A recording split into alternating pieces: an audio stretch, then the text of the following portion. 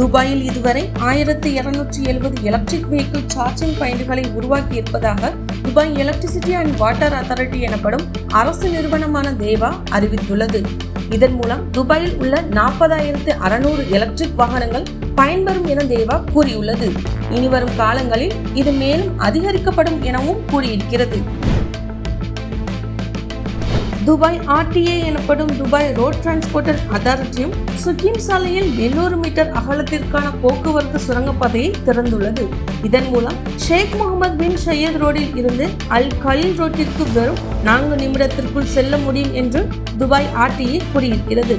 இந்த சுரங்கப்பாதை வழியாக மணிக்கு 16,000 வாகனங்கள் கடக்கும் வகையில் 8 வழிச்சாலையாக உருவாக்கப்பட்டுள்ளது.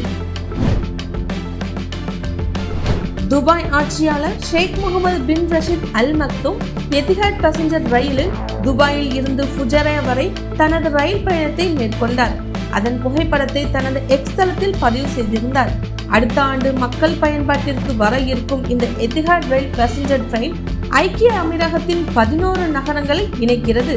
அதிகபட்சமாக மணிக்கு 200 கிலோமீட்டர் வேகம் வரை இந்த ரயில் செல்லும் என்று கூறப்பட்டுள்ளது.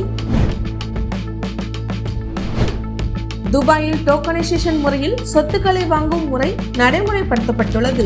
அதாவது ஒரு சொத்தை டோக்கன் முறையில் பல பேர் பங்கு கொள்ளும் வசதி அறிமுகப்படுத்தப்பட்டுள்ளது. இந்த சொத்தின் மூலம் பெறக்கூடிய லாபம் டோக்கன் அளவில் அனைவருக்கும் பிரித்து கொடுக்கப்படும். பிரிப்கோ எனும் நிறுவனம் துபாய் லேண்ட் டிபார்ட்மெண்டுடன் இணைந்து இந்த டோக்கனைசேஷன் முறையை நடைமுறைப்படுத்தியுள்ளது. ஐக்கிய அரபு அமீரகத்தின் எமிரேட்ஸ் ஐடி வைத்திருக்கும் எவர் வேண்டுமானாலும் துபாய் சொத்துக்களில் தனது முதலீடுகளை இந்த திட்டத்தின் மூலம் தொடங்க முடியும். இந்த திட்டத்தில் குறைந்தபட்ச விலையாக 2,000 திர்ஹம் என அறிவிக்கப்பட்டுள்ளது.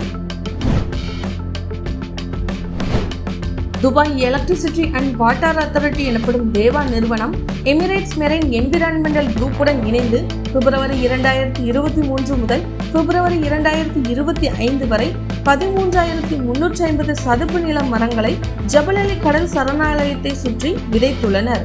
இந்த பணியில் தேவா பணியாளர் மற்றும் அவர்கள் குடும்பத்தினர் உட்பட 1,650 தன்னார்வலர்கள் இந்த பணியில் பங்கு கொண்டுள்ளனர். மேலும் இவர்கள் 3,546 கிலோ பிளாஸ்டிக் பொருட்களையும் 8 டன் கடல் பாசிகளையும் அகற்றியுள்ளனர். டிஜிட்டல் துபாய் விர்ச்சுவல் AA எமிரேத்தி குடும்பத்தை அறிமுகப்படுத்தியுள்ளது. இந்த AA குடும்பத்தில் ஒரு உறுப்பினராக பெயரே வைக்காத தி கேர்ள் அறிமுகப்படுத்தப்பட்டுள்ளது.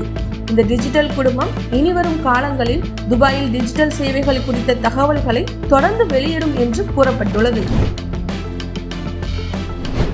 சீனாவின் சுவான்சுவான் நிறுவனம் முதல் முறையாக சீனாவிற்கு உள்ளே தனது முதல் பிராந்திய தலைமையகத்தை துபாயில் அமைக்கியிருக்கிறது.